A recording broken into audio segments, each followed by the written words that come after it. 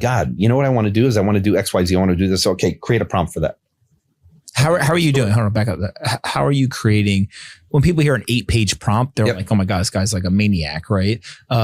Walk through the process of like, what's one that you created? How'd you get the idea and how'd you do it? So in X, and again, I highly recommend if you want to create your first prompt, go to go to Grok and just type in there, find me a post in X with a template for an efficient prompt.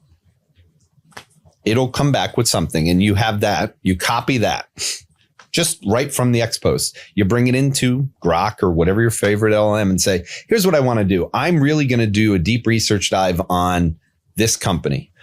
Take this prompt template and convert it using this as the template into doing what I want to do, what you mentioned at the top. It doesn't have to be investment. It could be anything you want. It could be your health, anything.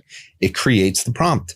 And I say 3 to 8 pages because most templates of prompt engineering are like that. Right off the bat, you've done something that is 1,000 times better than just typing in, I want to do a research report on that. Because it's saying you're an expert in this field. You're going to do deep research. It's going to be this many pages. It's going to go through.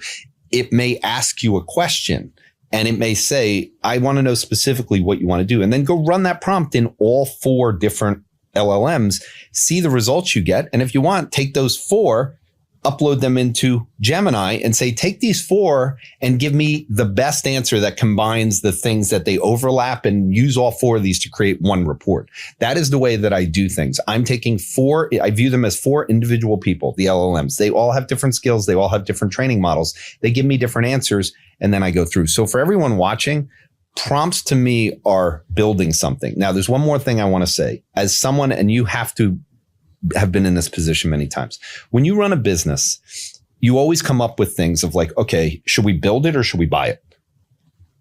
So over time, because of software, we bought it because you're like, oh God, but you always had this thing. I remember at the hedge fund I was at, it was an old hedge fund.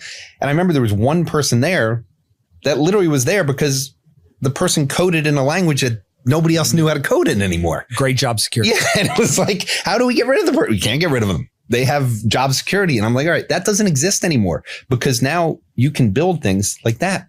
So buying is becoming less of a need. And that's why when you say which app, I think build all the time. And that's where the prompts come in. You have to get better at prompts because you start building things. Once you start building things more, your curiosity is fun because it's like, build me this.